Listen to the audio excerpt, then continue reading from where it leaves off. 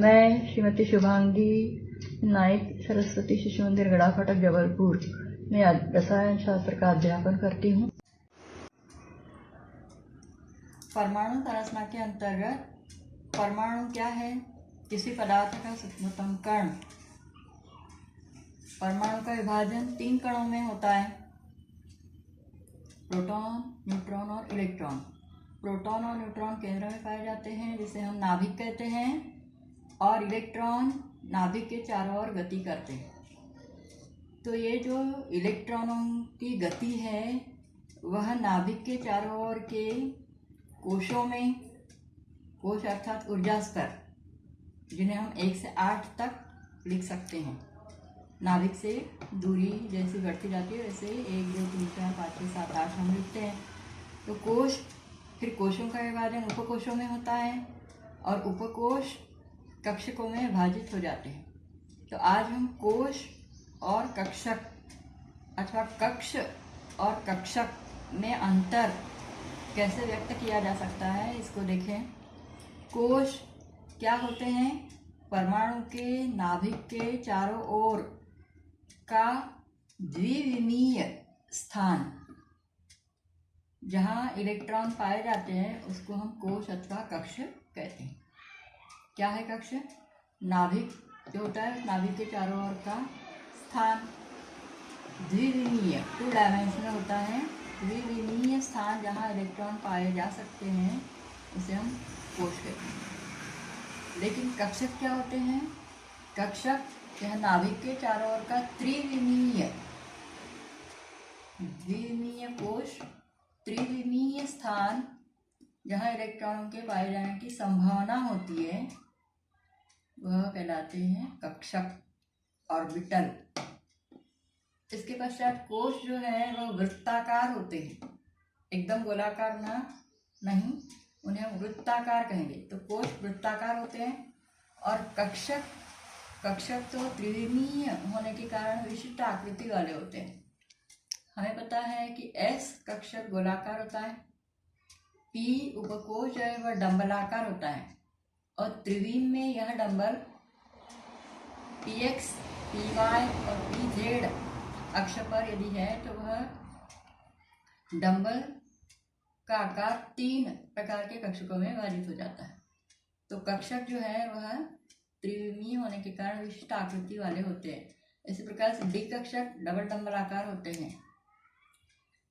कोश अदिशात्मक होते हैं, द्विविमीय होने के कारण यह अदिशात्मक होते हैं, लेकिन कक्षक दिशात्मक होते हैं।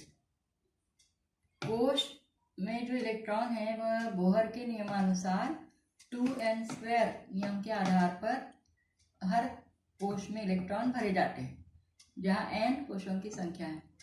हमने देखा है n बराबर 1 रखते हैं तो पहले कोश में 2 गुणित 1 का वर्ग अर्थात 2 इलेक्ट्रॉन आते हैं, तो 2n²। इसी प्रकार से n बराबर 2 मतलब दूसरा कोश रखते हैं तो इलेक्ट्रॉनों की संख्या 8 हो जाती है। इसी प्रकार से इलेक्ट्रॉन भरे जाते हैं कोशों में, इलेक्ट्रॉन 2n² नियम के आधार पर भरे जाते हैं।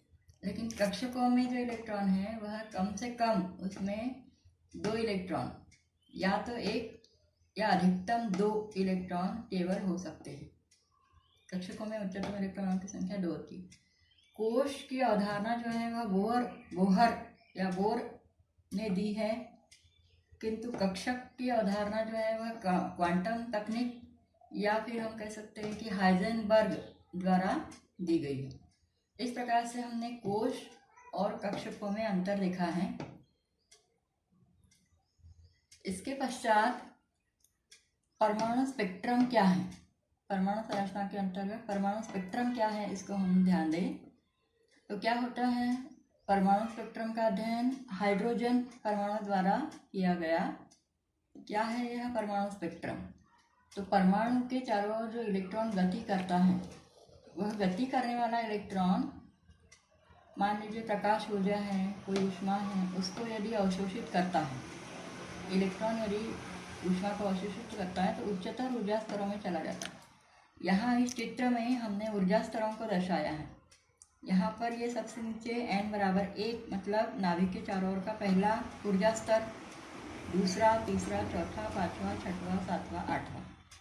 तो क्या होता है कि नाभिक के चारों ओर का इलेक्ट्रॉन ऊष्मा का अवशोषण करता है।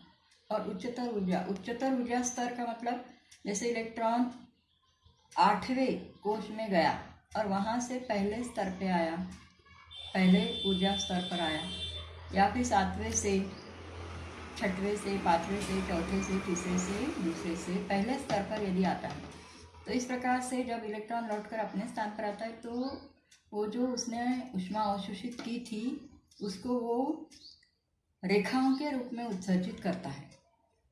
तो इस प्रकार से यह रेखाओं से प्राप्त होने वाला ये जो चित्र है इसको कहते हैं परमाणु स्पेक्ट्रम। क्या है परमाणु स्पेक्ट्रम? जैसे हाइड्रोजन परमाणु ने मान लीजिए, तो हाइड्रोजन परमाणु में उपस्थित इलेक्ट्रॉन ऊष्मा या ऊर्जा को अवशोषित कर उच्चतर ऊर्जा स्तरों में चला जाता है, जो रिक्त होते हैं वहाँ चला जाता है। और जब वह फिर से अपने स्थान पर लौट कर आता है तो अवशोषित ऊष्मा का उत्सर्जन वह रेखाओं के रूप में करता है, तो वह कहलाता है परमाणु स्पेक्ट्रम। स्पेक्ट्रम का अर्थ चित्र, रंगीन चित्र, और ये चित्र लेने वाला उपकरण जो है स्पेक्ट्रोस्कोप कहलाता है, परमाणु स्पेक्ट्रम। तो नीचे हमने परमाणु स्पेक्ट्रम हाइड्रोजन स्पेक्ट्रम को दर्शाया है। इलेक्ट्रॉन उच्चतर ऊर्जा स्तरों से जब पहले ऊर्जा स्तर में आता है, उच्चतर ऊर्जा स्तर मतलब टोटल ऊर्जा स्तर हमने 8 बनाए हैं, उच्चतर ऊर्जा स्तरों से जब वह अपने स्थान पर पहले ऊर्जा स्तर पर आता है तो ये जो रेखाओं का समूह प्राप्त होता है, यह रेखाओं का समूह सबसे पहले लाइमन द्वारा इसका अध्ययन किया गया, इसलिए इसे लाइमन श्रेणी कहते हैं। इन रेखाओं की श्रेणी को लाइमन श्रेणी कहा जाता है। जब इलेक्ट्रॉन उच्चतर ऊर्जा स्तरों में जाकर दूसरे ऊर्जा स्तर पर लौटकर आता है तो उस श्रेणी का अध्ययन बामर द्वारा किया गया, इसलिए इसको बामर श्रेणी कहते हैं। जब इलेक्ट्रॉन उच्चतर ऊर्जा स्तरों से तीसरे ऊर्जा स्तर पर लौटकर आता है तो उसका अध्ययन ब्रैकेट द्वारा किया गया, तो इन रेखाओं के समूह को ब्रैकेट श्रेणी कहते हैं। फिर चौथे ऊर्जा स्तर पर आने पर उसका अध्ययन पास्टन द्वारा किया गया, इसलिए उस रेखाओं के समूह की श्रेणी को पास्टन श्रेणी कहते हैं। और जब पाँचवें ऊर्जा स्तर पर आता है तो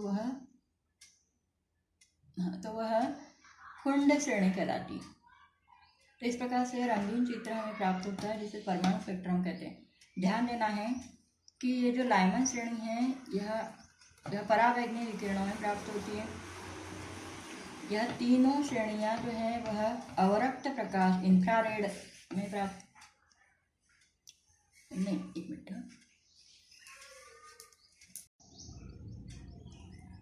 ध्यान दें कि लाइमन श्रेणी जो है वह